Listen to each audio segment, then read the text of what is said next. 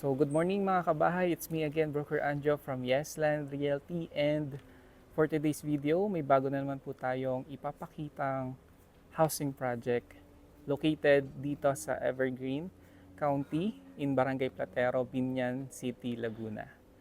So this is a brand new constructed townhouse dito sa Evergreen County. So kung naghahanap kayo ng mga ready for occupancy unit, yung mga nakatayo ng unit, this project might be for you. So this is a townhouse with a minimum lot area of 43 square meters, and ang floor area po natin is around 80 to 87 square meters. So complete na po ang turnover nito with living, dining, and kitchen area, and 3 bedrooms po tayo sa taas with 3 toilet and bath. So meron din po tayong provision for carport and naka-tiles na din po siya.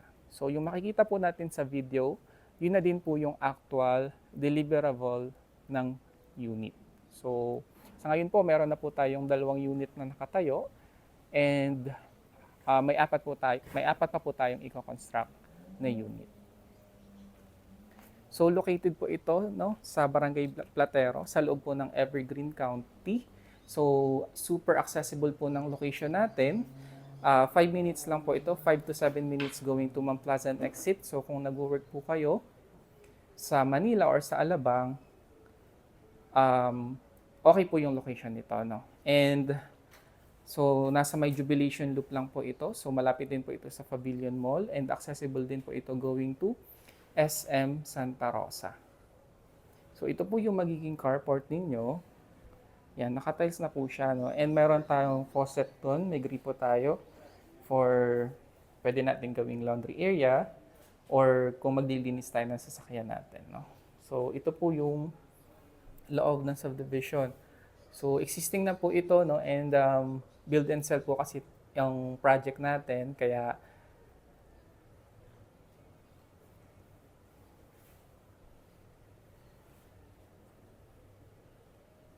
yan. So build and sell po tayo dito.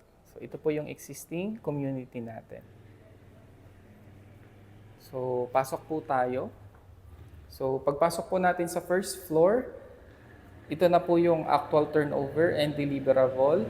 Naka 60 by 60 ceramic tiles na po tayo. So dito po pwede natin ilagay yung ating living area. Yan, pwede natin itong i-enclose for another storage. And dito naman po yung magiging dining area natin as well as yung kitchen area natin. Kung mapapansin nyo po, naka-granite tiles na din po tayo sa ating kitchen counter, and may double sink na din po tayo dito. Yan. Ito pong cabinet, kasama na din po ito yung overhead cabinet natin. So ito po yan, and meron din po tayo sa baba. Okay? So napapansin nyo din po, marami tayong outlet. So meron tayo ditong 1, 2, 3, 4, 5, 6, 7. So hindi tayo mauubusan ng outlets for our appliances, like yung television natin, yung refrigerator natin, and all. So punta naman tayo dito sa likod. Dito po yung ating common toilet and bath ng first floor. Kompleto naman siya. Meron tayong toilet, may sink, and meron din po tayo shower. So, approximately ito ay around 4 square meters. Medyo sakto lang yung sukat. So, functionable naman siya. Then, dito naman sa my side na to is another service area. Pwede din natin gawing maid's room or pantry. Yan. So, may outlet naman doon. Kasya po dito yung single bed kung talagang ang purpose nito is for our maids or kasama natin sa bahay, no? So meron namang sunlight na pumapasok dito sa may likod kasi meron namang tsaka ventilation kung sakali. Okay. So punta naman tayo sa second floor. Ang ating hagdan po is ito na din ang ating turnover. May handrails na din po tayo dito. And yan. So, naka-wood po yung ating steps ng hagdan.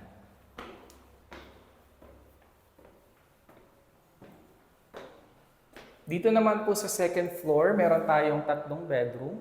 Unahin na natin itong bedroom dito sa may likod.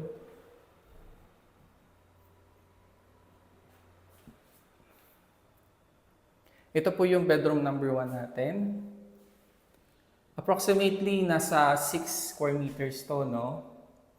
Then, mayroon din po itong access sa toilet. So, meron tayong tatlong outlets. And may bintana po tayo dito sa may likod. So, tanaw po dito yung SM Santa Rosa and Robinson Santa Rosa. So, sobrang ganda po ng location natin. Ito naman po yung access going sa toilet and bath. So, makikita nyo, tagusan siya dun sa kabilang kwarto. No? So, share sila ng toilet and bath dito sa second floor. Yan. So, kompleto din. May shower, may toilet and sink. Then, meron tayong maliit na bintana dito. So, naka-floor to ceiling na din po yung ating tile sa wall. Okay. Then, kasama po sa turnover, itong cabinet po natin. So, naka-built-in cabinet na po tayo. All rooms po ay merong built-in cabinets.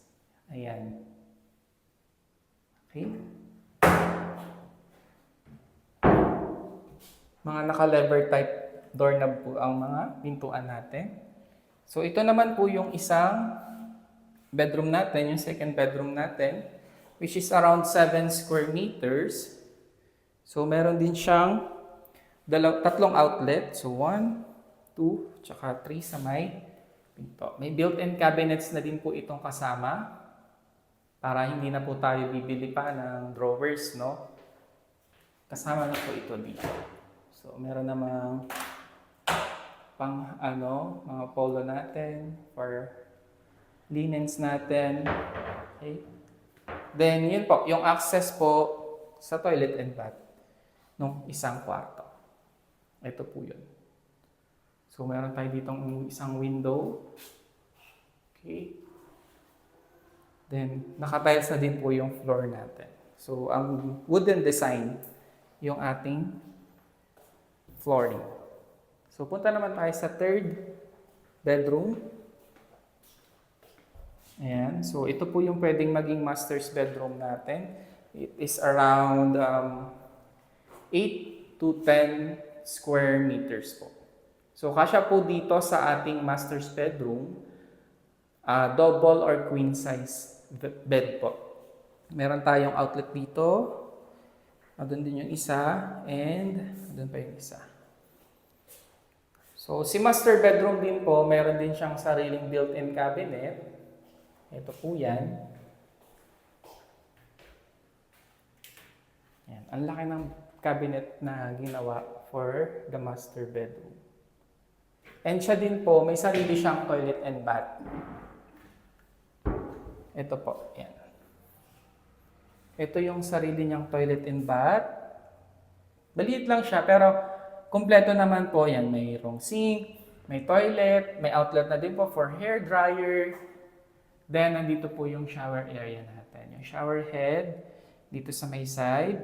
Then, may bintana. And also, si master bedroom po yung may access sa balcony po ng unit natin. So, ito po yung balcony natin sa master's bedroom. Siya lang po yung may access. So, yan.